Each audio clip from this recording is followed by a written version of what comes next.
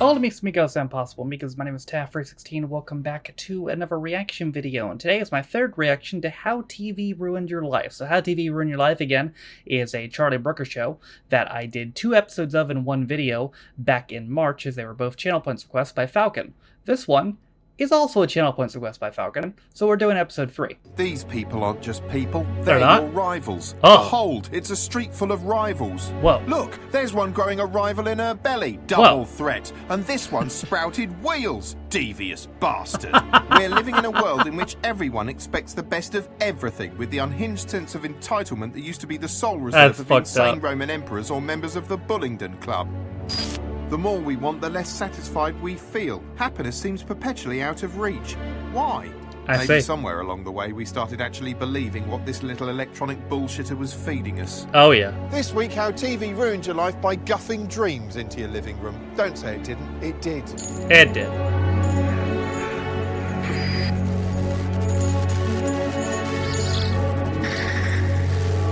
Aspirational.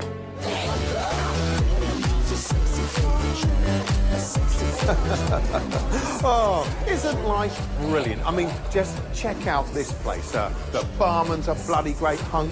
These two are flipping gorgeous. He has got a haircut so cool, it's like he downloaded it from Mars. And you, my friend, are part of all of this too, because you are living the dream. I sure am, buddy. Except you're not, are you? Because the dream's just that, it's a dream. Real life doesn't work like that. Real life's an often fruitless quest for intermittent patches of happiness, interspersed with toil, ennui, divorce, bad haircuts, overpriced box sets, stomach bugs, repetition, stomach bugs, gas bills, sexual dysfunction, Justin Bieber and wasps. This Justin is Bieber. real life. Waste ground, tramps, bloke eating a rat on a stick. wasps, though. Cameron's Britain. How's your rat? Too chewy? Yeah. See, even his lunch is disappointing, because this is real life. Ugh, that's why it's such a crushing mystery that half the time your TV's eager to stick happy-go-lucky wits like that in your eye. Why? Why? Why? Why? This is the world of aspirational television. Aspirational Oh, being not a Gossip wildly Girl. popular term in TV land. It's a world in which the majority of people are thin, attractive, witty, sassy, cool, fun-loving, thoughtful and happy, and enjoy a life Oh, of no. cocktails, dick and shoes. The basic theory behind aspirational programming is that if you watch beautiful, fun-loving people on TV, you'll somehow feel like they're your friends, whereas in reality, of course, you're essentially just a tramp staring at them from the other side of the room. It seems every other show on TV these days has some sort of aspirational bent, but where did it all begin? Like everything evil in the universe, it came from the world of advertising.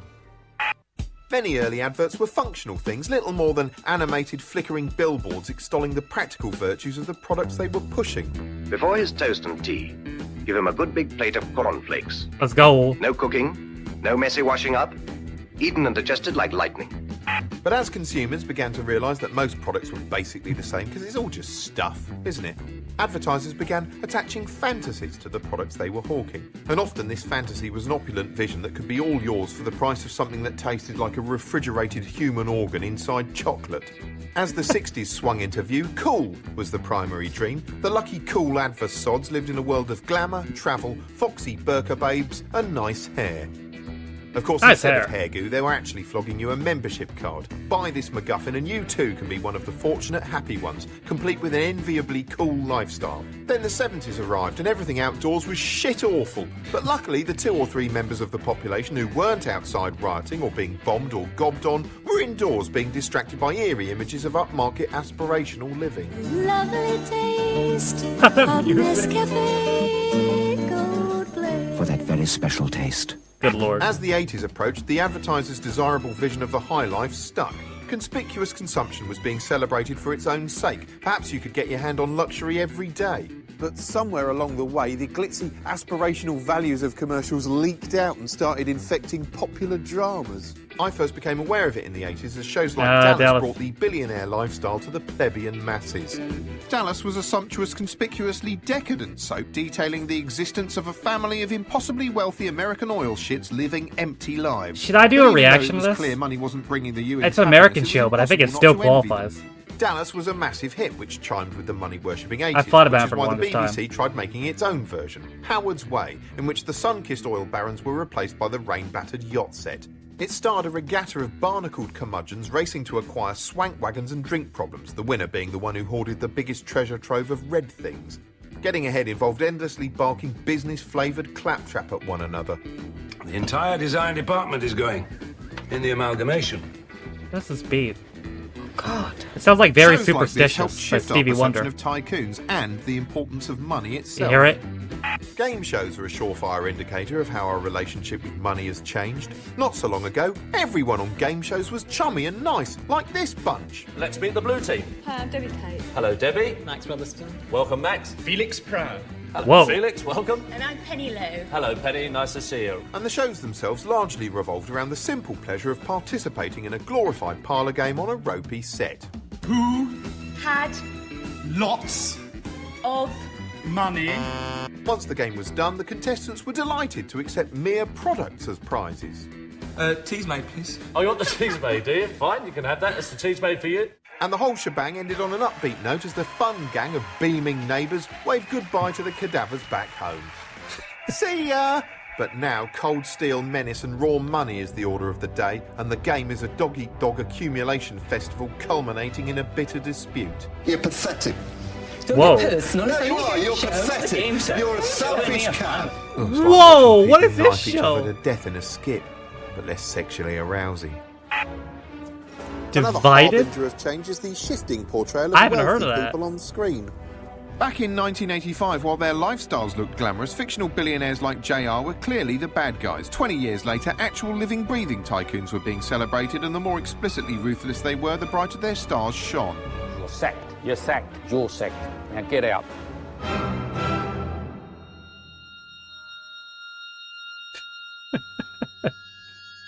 So, your big idea was a ginger beer stall. Jake, this was your handiwork, was it? If I had to head a Kawasaki over and he asked to see an example of British marketing strategy and I showed him this, what do you think he'd say? Since you're too dim to speak when prompted, I'll tell you he'd say nothing. I wish this was a real show. Japanese, they're a polite species. You'd look at it and simply stand there letting the shame hang silently in the air like a hot fart in a cold waiting room. Do you understand me? No, said the little boy from Thickington. Do you know where Thickington is? It's in Backwoodshire, twin with Knucklehead on Dunce. What I'm saying is, you're stupid. If you were beaming right now, I'd tell you to wipe it off your fat face, because even though he shat that out on his own volition, you're more to blame, if anything, for failing to intervene. Regular Johnny hands in pockets, aren't you? I suppose if your mum was drowning, you'd stand there and watch, would you? Eating peanuts and blowing off each time she choked down another neckful of pond. Well, the wrapper's a load of took. What's the toffee like? Tastes like something left in a kettle after the Dresden firebombing. Did you brew this or find it in a jar outside a Welsh clinic? Let the customer keep the cup, did you? Do you know how much those cups cost me? Didn't factor that in. No, let benevolent King Muggins pay the piper. Well, this ain't Clare bloody Cook bloody you land. You stunted jokes. You appalling, hairless little men. Shut it.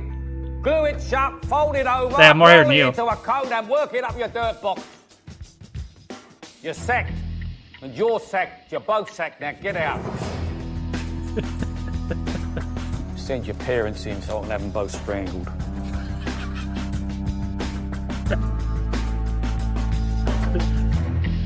Good God. Only two things separate us from the beasts. One, the beasts are terrible at changing duvet covers. They tend to pull them over their heads and then panic because the sun's disappeared. And two, the beasts don't use money. They've got no idea what it is or what it's for. Have you ever seen a dog confronted by a credit card? It just looks like I have a now. four-legged idiot.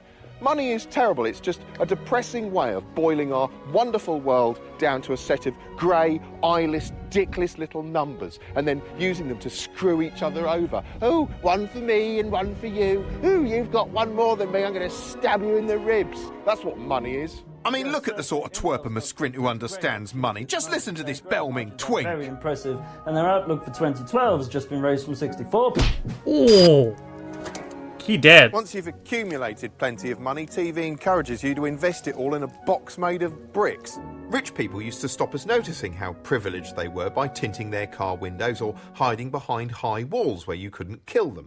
But now TV allows you a peek behind the gates, and frankly, it's harrowing. Cribs is a highly successful variant of Through the Keyhole, in which a very rich person shows you the rewards which society has granted them for being important and successful and loved. And you have to guess who in God's tit they are. What up, MTV? It's your boy Mims, and welcome to my Oh, crib. Mims. Come inside. Oh yeah, right, it's your boy Mims. We're going round your boy Mims's house, everyone. I don't know why he's famous. Maybe he invented super noodles. This is why I'm hot. It's That's why he's effectively a shopping channel famous. of stuff that could have been yours if And you'd been nothing born else. in America and learned to rap rather than sitting on your arse in Taunton watching Cribs. Cribs dangles the aspiration carrot so impractically out of reach they might as well put it on a 1,000,000-mile-long stick tied to a rocket that's been fired into a black hole. People have always wanted nice houses, obviously. They're not mad, but back in the day, your options were limited. If you were poor, you had to live in a cramped tin full of relatives and cholera. If you were middle class, you had a bigger home. And if you were a member of the aristocracy, you lived in Downton Flippin' Abbey. People largely Sounds accepted alright. whichever kind of hovel they'd been allotted. And then in the 80s, Thatcher legalised council houses or whatever, and suddenly everyone wanted one. And glamorous TV ads made the dream look attainably easy. Washing machine, fridge, oven and hob. And we can afford it with Wimpy's financial help, can't we? Yeah, that's it. Ask the man for approval, you stupid, downtrodden cow. But having purchased the roofs over their heads, people didn't really know what to do with themselves. I mean, what are you actually meant to do in a house? Raise a family? Start a bottle top collection? Yes. Sit there and die? Yes. No wonder people went mad and started desperately trying to spruce their flipping death boxes up in a bid to kill time. TV soon noticed this and began knocking up cheapo home improvement guff castles like changing rooms, which took the concept of interior design and married it to the concept of people slinging any old crap together and generated several hundred hours of television in the process. See, I thought we'd put it on there like that. What, that's it? Yeah, just screw it in there like that. All right, yeah, wall moustache. Yeah, you've doubled the value of that house, you genius. The ultimate in homemade pornography has to be pornography made from homes. Televised aspirational showrooms such as Channel 4's Grand Designs, which offers a tantalising glimpse of the kind of dream house you too could be dwelling in if only you had several £100,000 and or 6 months of leisure time to spare.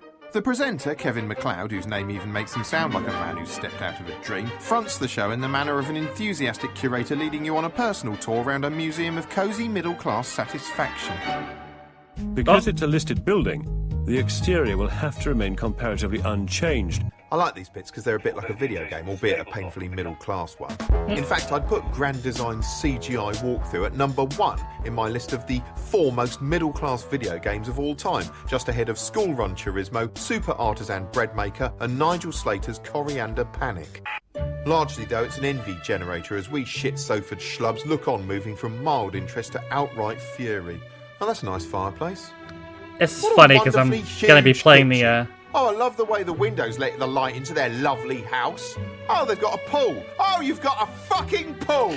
Thanks to shows like this, it somehow feels like it's not enough to just own a reasonably okay house anymore. This is funny to me because I got sent a demo for the video game House Flipper 2, which I'm going to play tomorrow.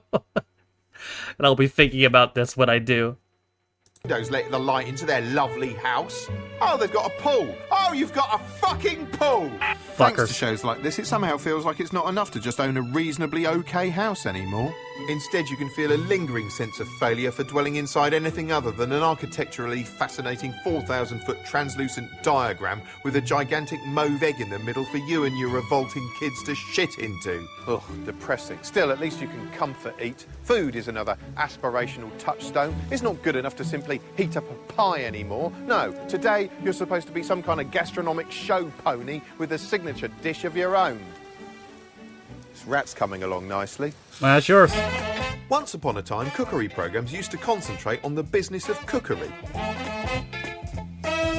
Well, today we're going to take a look at some recipes using offal, or spare parts, as I like to call it, because I never did like the word offal.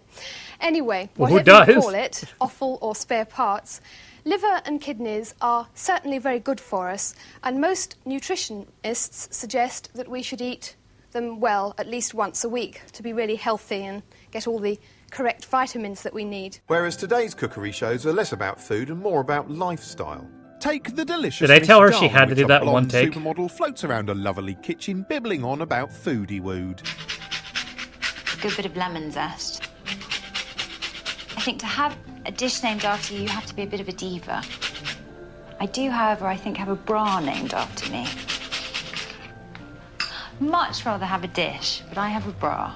Good for you. Certainly makes my mouth water, which is handy because it also makes me feel like spitting at the screen. Still, if the way you feed your family has become an aspirational lifestyle choice, so has having a family full stop. Hey, parent, do you remember when you biologically converted a spoonful of recently expelled gunk into one of these screaming attention seekers? Well, little did you realise that what you were doing was creating a living, breathing status symbol, although that is precisely what you were doing. Despite being short and stupid and contributing nothing of value to society whatsoever, children are inexplicably held up as not just a good thing, but a miraculous thing, like enchanted forest deities whose every squeak, dribble and fart should be applauded like it's a Mozart concerto. The sun came on. There are sickening playgroup franchises devoted to keeping them entertained. There's even a 24-hour channel consisting of nothing but the live coronations of toddlers. There is? Is subject to the power and empire. And That's advertisers weird. know how much parents adore their kids, so they No, shit that's out gotta be something he aspirational made ads up. that prey on their paternal instincts no way. and heighten the sense that these magical not a eggs real need thing. protection. One problem with treating kids like delicate Fabergé eggs is you become so dementedly paranoid about any misfortune befalling them that you end up sealing them indoors around the clock, effectively locking them in a prison that serves organic food in which every surface has been sprayed 86 times with antibacterial disinfectant before those fingers can touch it. So they sit there indoors, growing up in the flickering glare of aspirational imagery, soaking it all up brightly coloured kids shows which make stardom seem both Miley attainable Cyrus. and desirable, swanky seductive adverts where a celebrity tells you you're special, because we're worth it. and glossily packaged celebrity piddle like the Saturdays 24/7, which largely consists of banal footage of singing Five Knuckle Shuffle the Saturdays, punting about like children, dressing up, drawing, playing with their soft toys, dressing up, tickling each other, making and doing, dressing up, playing Here We Go Round the Mulberry Bush, dressing up as their mums, dressing up, climbing the trees, face painting and dressing up. It got weird. One natural consequence of long-term exposure to this kind of piffle is the kids who watch it grow up wanting to be treated like celebrities themselves, becoming self-obsessed little emperors in the process. You have no For idea how instance, tune prevalent into that is now. MTV's My Super Sweet 16. Oh, Not so much no. a show, more an orchestrated smear campaign against humankind in general. Some of it is punishingly You see that? depressing. For instance, here a brat's mum buys her a $67,000 Lexus for her birthday. Happy birthday! I don't want to see this. Oh, I don't want my car now. Happy birthday. No, what the hell? I don't want my car now. Oh, Mom. But she's unhappy because she didn't want it until the night of her birthday party. I can't believe she's such an idiot. She just ruined the whole party. Everything. She just ruined everything. I'm gonna kill myself. I hate you. We're leaving. The party's off. You know, I think this might actually be an Al-Qaeda recruitment thing. Yeah. Far from being just an American thing, this kind of ostentatious kiddie spoiling has now leapt across the Atlantic and onto our shores. Oh, and God. has its own British spin-off. No. Super Sweet 16 UK. Here, in a characteristically unedifying episode, we meet a young lad called Freddie, who's more spoiled than the average ancient Babylonian prince. He lives in a massive house, has a racehorse named after him, is driven everywhere in a huge limousine, and thinks nothing of blowing a fortune on gaudy bling bullshit. Freddie's birthday is fast approaching, but rather than setting up a Facebook page or sending out invites like a normal Earth-dwelling citizen, he holds an X Factor style audition to decide who can attend. You all ready to be judged? Jesus Christ. It's bad news. You're gonna have to spend a lot of money on a brand new outfit because you're coming to the party. Come on! Come the night itself, he arrives in a choreographed Hey, that was that simulation one of a song. red carpet celebrity Baby, event. baby. It's a strange thing, really, to think that within From a my Doctor Who lifetime, teenage aspirations have morphed from being able to pull off a pretty good BMX trick or having fewer spots to being showered with adulation like your Lady Gaga and Peter Andre crossed with God. Make no mistake, the next generation is going to be horrible. If I was Education Secretary, which I'm not currently, I'd force every school in the country to run cartoons telling kids they were worthless, just to counterbalance it all. God, it's so cringe. That fucking show.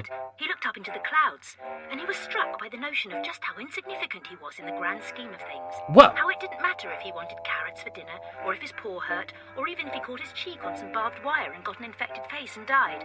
Oh. None of these things mattered a squit, he realised, because despite what Mummy kept saying, he didn't matter a squit, which is why it didn't matter that moments later he was killed by a meteorite. Oh!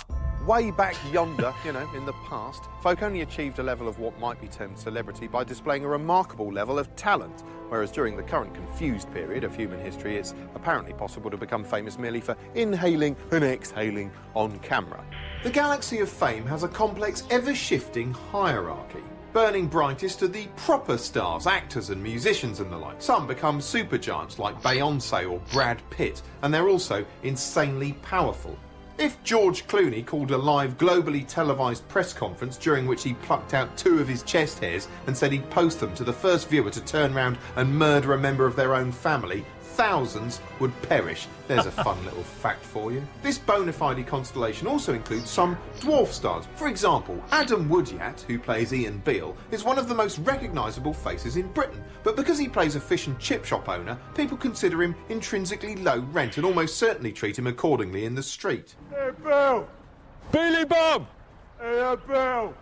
Billy is a piss drop. He runs a chip shop in Albert Square. The filthy queer. Wash your peace, Billy! Wash your peace! See, that's the funny thing about appearing on television. People treat you like the thing you portray. If the late former Labour leader Hugh Gateskill walked down the street, they'd react differently. Gateskill! Yeah, it's Gateskill! You are ya? Gateskill! Gateskill! Probably. Then there's the newest cluster, not really stars at all, more huge balls of antimatter, like Jordan or Lindsay Lohan, who act as sort of sanctioned hate sponges, feeding off the animosity of the general public, growing bigger and bigger until they implode. The sheer amount of vitriol many people harbour for these anti-celebs is staggering. They hate them and hate them and hate them, with the same dogged indignance of racists. Good.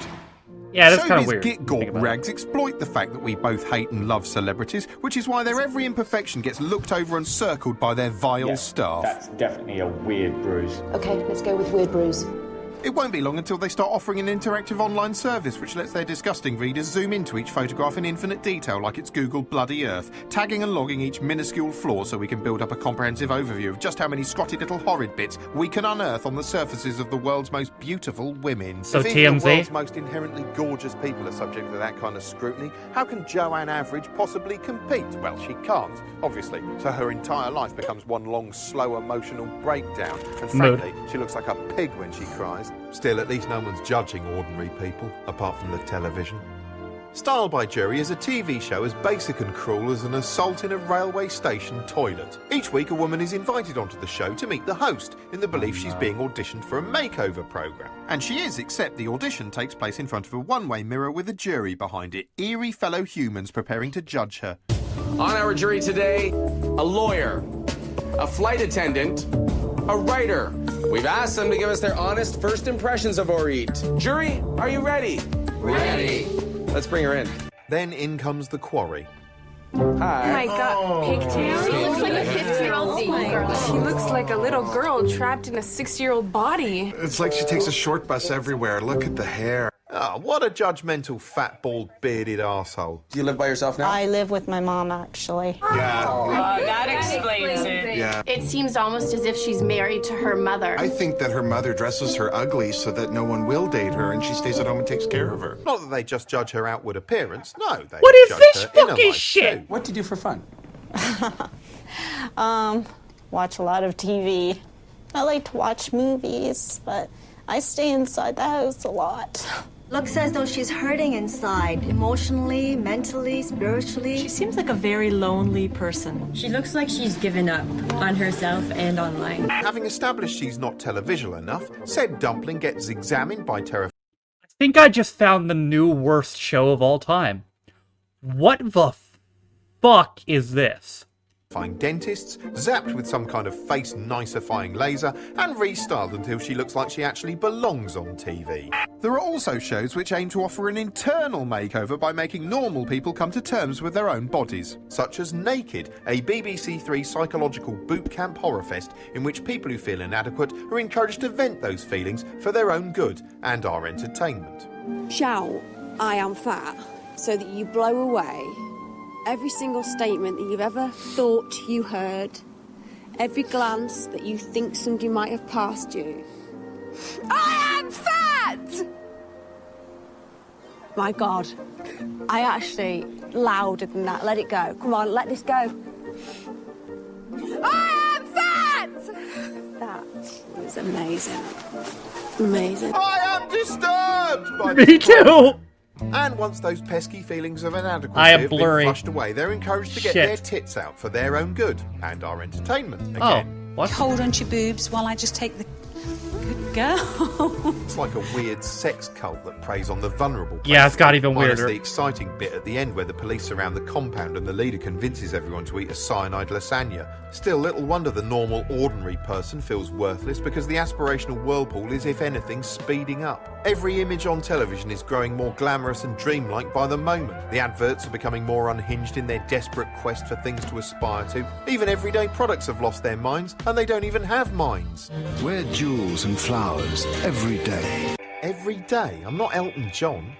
Infuse your clothes with the elegant fragrance of white diamond and lotus flower. What does that even mean? I've always thought they reek. Must be a classy product, this. Something really exclusive. Part of the new Infusions collection. From bold 2-in-1. A little more luxury in your laundry. Me, we're doomed. And as for food, well, even dog food, which used to be flogged with a sort of gruff, matronly friendliness, Looks good, it cuts well, and it's meaty. It's nourishment, solid nourishment. has become a gourmet signature dish for you to plop down in front of some four-legged Caesar. To be fair, people really love dogs. Balanced with selected vegetable toppings. Won't look so nice when he shits it out down the park. Actually, it probably will. Even cribs got more extreme with the incredible teen cribs. Ah. Meant to aspire to be someone's child. Alright, enough of that. Let's go check out my spa. And the worship of money, just raw money, got worse so bad there were rap videos which looked more like satirical visions of empty excess. It's actually not clear who this is demeaning the most, the women, black people in general, or me, the viewer. Is this Amazing Grace? I haven't seen that much money being mindlessly thrown at a shuddering arse since CNN hired Piers Morgan. Before long, behaving like a massive swaggering twat wasn't just acceptable, it was openly encouraged. Who does P. Diddy think he is, King? I am king. The new fragrance for men Yes, from Sean yes he does. You am King Unbelievable. Faced with all these unattainable dreams, little wonder so many people in so many places got themselves wedged so deep in debt. People bought houses and bragged about how the value kept zooming up through the skyline. In fact, they didn't seem to be houses at all, but enchanted coin-shitting machines. It was all a collective delusion, and none of it was real. And it wasn't just homeowners, no, the whole world had dreamed itself into a wistful financial thought bubble, which popped. Today, stock markets across the world tumbled, imploded, continued to collapse like deflated dirigibles. And what could you do then? Well, according to this creepy ad, you could flog some of the bling you'd accumulated to Dale Winton. How No. magical. My son is desperate for a laptop, so I'm really hoping for 150 quid. David, good news? I think £195. Cash my gold. I haven't got any gold, Dale. Do you accept kidneys? And when the money ran completely dry, so did all your dreams, and you'd lose the one thing you were still clinging on to, your aspiration kennel, your home. Yoink. Still, if you lost your house, you could always apply some of those grand design style tips to your new abode. Simon & Juniper's new home consists of an audacious cardboard hexahedron situated in traditional alleyway surroundings. A flap-style entrance leads to a cosy interior combination living room and sleeping area, insulated with reclaimed newsprint flooring.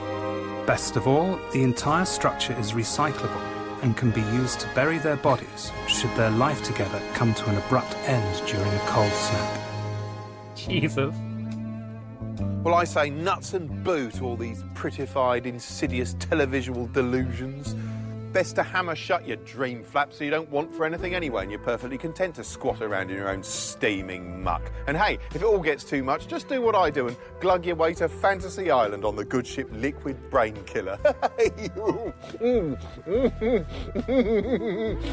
It'll be fun. Or you could always switch your TV off, stop living on some kind of rubbish tip, and actually just enjoy yourself like me.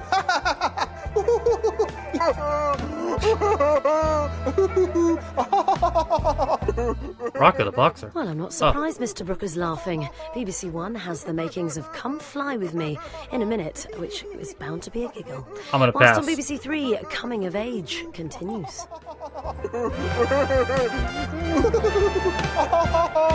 It's still going. You'll be fine. Okay, couple of notes. One, that show Divided. What the fuck was that? I looked it up. Apparently there's an American version too. There's a bunch of versions. It aired on ITV from 09 to 10 for about a year. Had 2 series, 53 episodes. It says 7 unaired as well, so I guess maybe it was canceled early? I don't know. It doesn't say why they were unaired. But that looked like fucking something. I might have to look into that. Second off, that show, that, what was it? The Style Jury? That might be the new worst thing I've ever seen. Like, it seems like every time I watch a Charlie Brooker thing, I find a new worst thing I've ever seen. I think that might be the new worst thing I've ever seen. That show seemed more like a skit than a real thing. What the fuck was that? And third off, there's one thing I disagree with here. I always thought television being a fantasy and being an escape from reality, I always thought that was the point. You know what I mean? I always thought that was the point of television, of it being fantasy, of it being an escape. I don't think that's necessarily always a bad thing. Now, don't get me wrong, it absolutely can be a bad thing if you have a rough time, if you get too immersed and have a rough time distinguishing fiction from reality, as most people do. But having an escape, especially when your life sucks, I don't think is necessarily a bad thing. I don't think fantasy is necessarily a bad thing like he was presenting it. So I'd have to disagree on that aspect. I do think I think you should limit yourself, because again, if you start blurring the lines too much, it's going to be bad for you. But having an escape show, I don't think is a bad thing at all. I don't think it is at all. But that was my reaction to the 3rd episode of How TV Ruined Your Life. I believe there's 6, so we'll probably do more in the future. Thank you again, Falcon, for using your points on this. That is it for me today. Thank you guys for watching. If you liked the video, be sure to leave a like. If you didn't like it, don't. If you want to follow any of my social media links, my Twitch, where I stream every single day, my second channel, First in the Views, my Twitter, if you want to follow me on my Patreon.